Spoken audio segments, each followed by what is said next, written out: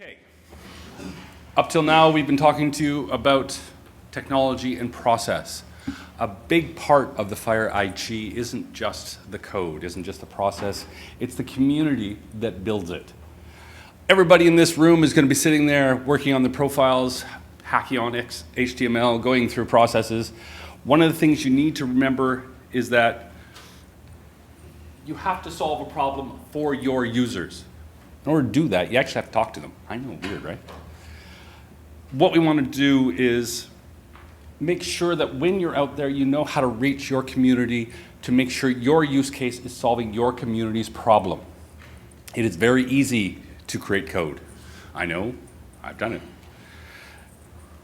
But it's very difficult to solve a use case. And the only way to do that is make sure the feedback is there and the input is there. And it's not just the sponsors, it's not just ONC, it's not just DaVinci, it's everybody who's involved, from the FHIR community to the people in the work group to subject matter experts to that weirdo on the street corner. Yes, your sponsors are a great way to get in touch with the community. They should know they're the ones who came up with the use case that you're trying to solve. But they're not the only way. So, let me figure out how to, there. Okay, now how to build your community. It's the first step. Now your FHIR IG's community can be huge. It can be insurance companies, all of them. And there's only 5 or 6 of those. It could be small. It could be 3 universities and a clinic on the corner. But they're all a community and they need to be heard from. The biggest thing is first, get your stakeholders. Find out who they are, talk to them, get them involved, get them through a meeting. If it's a small group, you can get them all in a room, hopefully, or a virtual room. That's what GoToMeeting and all of the other web things are for. A survey is a great way to get starting feedback. Emails, really any form of communication. Call them. Say, hey, we're looking at doing this. What do you think? Get them started. Personally, I'm a big fan of facilitated meetings. Why? Because I've been trained to do facilitated meetings. So I see the benefits of them. Not everybody does. But it's a great way to start the process. Find out what your key requirements are. Okay? What has to be there? What kind of should be there? And what, in this situation, it'd be nice to have. All right? Find out what needs to be profiled, what has to be constrained technically, or what should just be a note saying, hey, if you're going to do this, make sure you do it this way. Sometimes that's enough. And what's urgent? It must be, for version 1 to exist, it must do this. However, we can put off X and Y until version 1.125 or just before it goes normative, because people aren't doing it yet. Can I just make a point about meetings as well? Sometimes, and we have found this a fair bit, is that you might have a few different, often vendors who need to be involved in deciding what you want in your IG and how this all works. And sometimes, if you get all the vendors together on one meeting, they won't speak, they won't talk. So we found sometimes it's better to have 3 facilitated meetings for 3 different vendors. So just a... Okay. The biggest part of your community can be Zulip, chat.fhir.org. And if you haven't signed up for that yet, please do so right now. This is the FHIR community. This is huge numbers of people all working on huge use cases that may include yours. Somebody may be coming up with an IG right now that solves your problem, saving you all kinds of work. Or you might be coming with an IG that just solves their problem. They're part of your community. There's a few, obviously, join IG Creations channel. That's for all the IG creators out there. Committers notification. That tells you when your IG is built by the build server and whether it worked or not. It also has things like when Graham updates the IG publisher, he posts notes there. When the FHIR core is rebuilt, it's posted there. There's a lot of things that go through there. Committers can be a little noisy. And whatever others hold your interest. Committers get help is a wonderful thing because Git's going to do things that you're sitting there going, why is it doing that? And it's always nice to be able to ask why and how to fix it. Right, John? You never get an answer. All right. The biggest thing is this is your community. And they're just as smart and just as dumb as you are. So do not be afraid to ask the question you think is stupid, because gods know I've gotten some fantastic answers to some really stupid questions that I've posted. And sometimes the answer is, no, that's dumb, don't do that. But learning what's dumb, what's smart, and what's somebody else or everybody else has run into is important, and your community at the FHIR chat is a big part of that. All right? Like I said, and chances are there are many members of the community your use case is designed to work with already signed up. So you can go reach out to them, you can create a new channel for them, announce saying, hey, I've created a channel called X. If you're involved in that use case or this industry, please join it. I need your feedback. It's a great way to get live feedback. When you've got a question, you can post it right to your community. You don't have to wait for people to get around to reading their email and on Thursday of the next week getting back to you if they do, right? There's somebody in that channel who's going to say, oh yeah, that's a great idea or that's a bad idea and this is why. And you can also create private channels too. Yeah. You can do private messaging, you can do all kinds of cool stuff. Please sign up. Has anybody not signed up to Zulip yet? Anyone? Anyone? Anyone willing to admit they haven't? Excellent. All right, now, working with the HL7 work groups, you want to? Working with the HL7 work groups, it's super important. Obviously, this is the place that you need to go to get approval for everything, first off. You know, you need to get them involved in what's in your IG. Also, they have like a huge, usually if it's the topic, like pharmacy obviously knows about pharmacy, so they can help you work through problems. I find that, you know, if I come up a thorny problem, if I'm talking to my SMEs and my other community other than the HL7 community and I come up against a problem, a great way of sorting out that problem is saying, okay, let's take this to the work group and we'll see what kind of solutions they come up with. And I often go on work group calls and get that help. I guess I kind of said that stuff on there. So yeah, I mean, basically you just sort of, you can either, like, I do a lot of work with public health. For public health, you can just go on their Confluence site, you can add yourself to the agenda, you can send an email out to the listserv saying this is what we're going to be talking about, you know, recruit people to come on the calls who know about what your problem is, and yeah, it's just super great resource.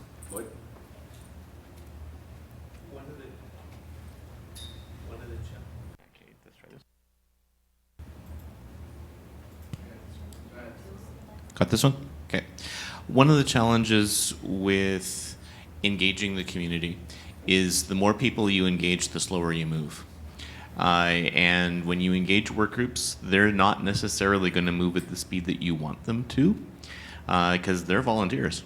But their function within HL7 is to try to make sure that the content that you're creating in your IG and the content that 5 other groups are creating within their IGs are doing things in a consistent way, which in the end makes things a whole lot easier for the community, who will often need to support more than one implementation guide, and having things done consistently is helpful. And it also means that the data is going to end up flowing better. So you may find pushback with your sponsors about why are you engaging and why are they taking so long. Convey as best you can that part of the standards process is actually getting consensus, and getting consensus takes time. And that's a good reason to actually invite your, you know, the people you're working with to the call so that they can hear the process and, you know, hear what's going on. So. We will warn you, like I said, they do work slowly, as Lloyd says. Also, if you haven't clearly described your use case and how you're trying to solve it, they can be a source of roadblocks. They can slow you right down or stop you dead in your tracks. It is your job as the owners of these IGs to make sure your use case is well stated and your solution is well stated. Yes, ma'am.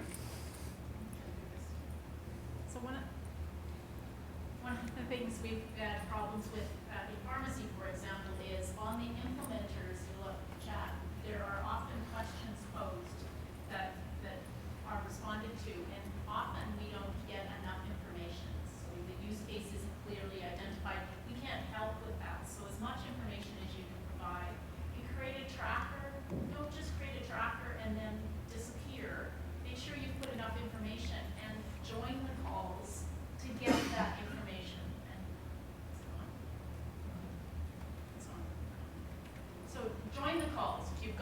you like put a tracker in and need an answer or a change to the specification, join the calls to explain your use case so we can get it. Because often we get trackers put in, don't have enough information, and then those trackers just sit there because we can't help you if we don't fully understand.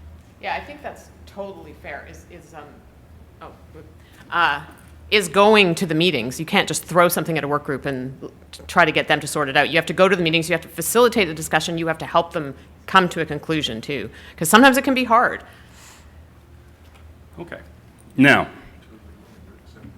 Unless you're totally willing to accept their resolution. yeah. Yeah, and sometimes it's If really it's hard not to get there. persuasive, the work group will throw it out. Absolutely. Yeah, there's been a lot of times Really comments. care, Yeah. you will come. Yeah. Comments go through the work group, and the author of the comment never shows up, but never clarifies, doesn't respond to emails saying, and therefore it's just marked not persuasive because you weren't there to persuade anyone.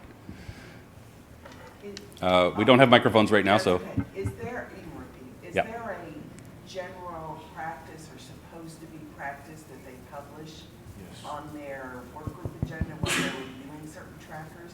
It should, yeah. The question is, does the work group have a process to actually say when they're reviewing trackers and things like that? There should be, absolutely. Whoa. Matter of fact, in the minutes, they should be saying which GForge numbers they are reviewing, and the minutes should also say what the vote on was. Agenda, though. The agenda should say what's being covered, absolutely, and the minutes should say which GForge numbers were committed, what the resolution was, and what the vote was. It's hard to be at a lot of these meetings. and Absolutely. You don't know something's coming up. You miss it. But yeah, you definitely need to be in touch with the agenda for the work groups. All right, let's move on, because I don't want to keep you here till midnight, unless you really want me to. I know the guys in the back don't. Your role as the author. This is more than, once again, writing the code. If your job is simply to put up XML, put up a few XHTML, and sit back and relax, I envy you. But chances are your role is going to be much bigger than this. You will be, in a large way, a project manager, the subject matter expert, and a lot of other roles. The big thing is you will be seen as the expert. Be comfortable with that role, even if you don't think you deserve it, because that's what you are. By going through it, the first time you write an IG, you're going to learn so much so fast, and everybody else is going to be sitting there, oh, you're magic. They're wrong, but they don't have to know that. Biggest thing to do as an author is nail down the scope. What exactly is the use case? What is the solution? What has to be done? It's very easy to be handed a project which is a very gray project scope statement because you wrote it as broadly as possible and nobody sat down to work out the fine details. Your job. You need to make the process as smooth as possible to make it work. You have to have discussions on the possible, the impossible, and there are things that are impossible, and they're merely impractical. And correctly label each. Break it down. That's done by asking questions. Lots of questions. Asking them carefully because telling your community they're stupid is a really bad move. So you ask as many questions as you can, but ask them carefully. For things that are impractical and impossible, work to find a possible issue. Okay? Make them at least possible. For something that's possible, refine it. Take that possible, yes, we can do that, but let's find out exactly how we need to do that so you refine it down so you can actually put it in code. Right? Sitting there at 3 a.m. hacking on XML because you really don't understand anything, oh wait, is going to ruin your lifetime. Trust me. And very simply, if you're part of the community, if your author doesn't understand what's going on, it's going to get done wrong. So it's the author's job to take clarifying questions. It is the community's job to make sure that use case and the steps within are very clear. And this is another place where I've learned to not ever care about asking stupid questions. And my favorite thing to say is, I'm not a clinician, so can you explain this to me? But yeah, lots of times I just don't get it. So Yeah. it's up, yeah, You know, we are. Yeah. Take the mic. We may be the subject matter experts in FHIR IG creation. Personally, I have not been a clinician for 22 years. or even for a half hour, except for that one time, but we won't talk about that. I have not been a pharmacist. I have not been a geneticist. I have not been a report publisher. I have not been, there's a lot of things I've never been, but I will help you write your IG to do that. Yeah. I will give you my business cards afterwards if you actually want. No, I'm just kidding. I'm not the expert in your area. I'm the expert in creating FHIR IGs. That is my role. I may also know things about other stuff, and I can bring that help too, but my job is to be an author. All right, getting to yes, or, well, no. Biggest problem, building the use case solution is limiting what needs to be done. It's called scope creep, and everybody in this room has experienced it. I guarantee it if you've worked in the industry for more than 10 minutes. Because what'll happen is, oh, wouldn't it be great if? Well, yeah, it would. But sometimes the answer is, well, no, or at least not right now. We can't do that now. If you want, we can talk about this, but no. And saying no to what is technically impossible is easy. And they will ask you for technically impossible things. There are things that you simply cannot do in FHIR. We're working on that. Everything else is negotiable. And everything else should be a conversation. Getting to an ultimate no is a bad idea because people really just don't want that. And that makes your community alienated, right? Sometimes you need to say yes, but. That's a great idea, but. Yeah. Prioritization. Is that urgent? Do we need it now? Or is that a nice to have? We can have that later. Okay. Gently say, you know, wait a minute. Do we need this now? Are the people who are going to use this FHIR IG going to be able to implement this now? Is the information you're asking for actually available? Can we put a note in the documentation instead of constraining it? Right? We don't expect you to submit information. So we may not want to constrain it because in the future, maybe we will want it. So we can put a note saying, you know, you don't need to put this in. Or you can put a note in saying, absolutely put it in now. Or Lloyd can say, screw off, Dave, there's a better idea. Or no, we're not going to not use the US core profile and create our own one. We're going to use the US core profile and put a note into our documentation. Yeah. One of the things that FHIR has available to it that we haven't necessarily leveraged with previous standards is let's put it out to the community through Connectathon and see what they do. So it's totally possible to take an area of controversy and say, well, we got two different opinions, let's take it to Connectathon and see how it works in practice. Yeah. And that's an excellent way of resolving issues because once you write the code, it often becomes really obvious which solution makes sense. And you can also say, well, let's create it as an extension, throw it out to the community the first time around and see how many people actually take it up. And then if lots of people are using it, we'll move it into core. So you can let implementation experience drive things, and that often helps to diffuse the conversation because everybody will be confident that their solution will win and be willing to take the implementer's word for it. Yeah. Or sometimes not, and that requires careful handling. The biggest thing is it's about time. There are timelines. There are QA dates. There are, you know, you have to be ready by this date if you want to publish by this date. And at that point, everything they want to add adds time. A 4-year project to create version 1 of an IG may not be your best plan. I'm pretty sure that whoever your sponsor is going to start pulling their hair out and or pulling funding well before that point. So, what's a reasonable timeline? How big is your IG? Right? How many profiles, extensions, code sets, examples? How much can be reused? How much can be stolen, borrowed? How much research needs to be done?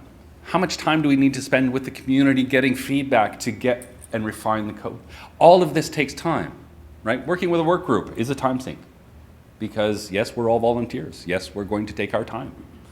I would love to spend all my time doing standards work. If somebody would like to hire me for that, I'm available. I will give you my business card. But it is important that you start looking at the timeline is I only have so many hours in a day unless I'm Graham. I only have so much time to spend this and I have other priorities, right? if you are working full-time on one FHIR IG, you're a lucky person. I'd like to work for your company. The rest of us have day jobs or side jobs or more than one project. How much time is big? And sometimes the pushback can be, I'm sorry, I would love to do that for you, but I cannot get that and meet your deadline. It's really tough for them to argue against that one. There's also, I mean, how much text has to be written, right? The notes, the intros to all the things, the explanatory text, the models have to be developed. Everything takes time. All of this takes resources, besides the loving authors. But there's the modelers, the subject matter expert communities, the reviewers, the vocabulary experts who need to sit down and work out what LOINC codes will cover everything, on and on and on. All of this takes time. All of this is a feedback loop. All of this takes time and needs to be not only budgeted in, but considered whenever there's scope creep.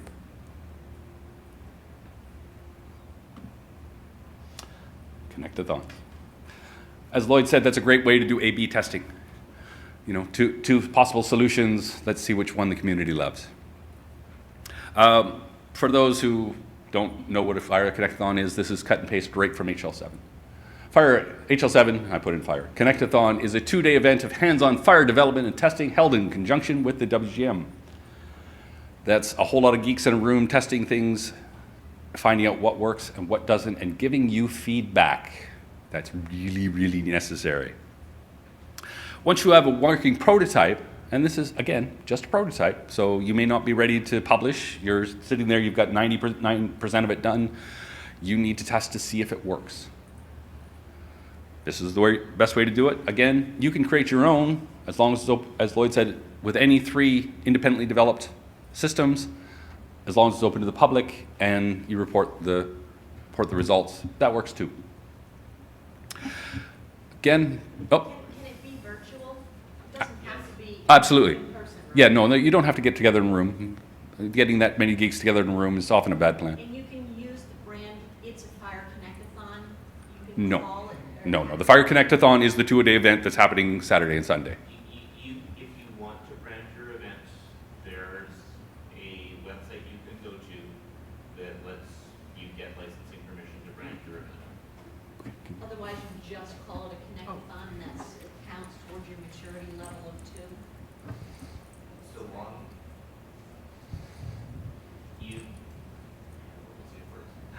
so long as it's public, and so good plan is to announce it on chat.fire.org, and so long as you have at least 3 independently developed systems and they achieve interoperability over roughly 80% of the scope of what you're trying to do, and you communicate that to the FMG, you're good. Is there a standard way to communicate that back to the FMG, or do we just say, hey, we tested ELTSS at this, event that we set up, and they were able to, is there like specific things that need to be in that email to FMG to validate that we actually had 3 people there, and what was? We don't have a formal process right now. You can email fmgcontact@hl7.org to just give us a heads up. Typically, we're willing to take people's word for it until they give us reason to not do that.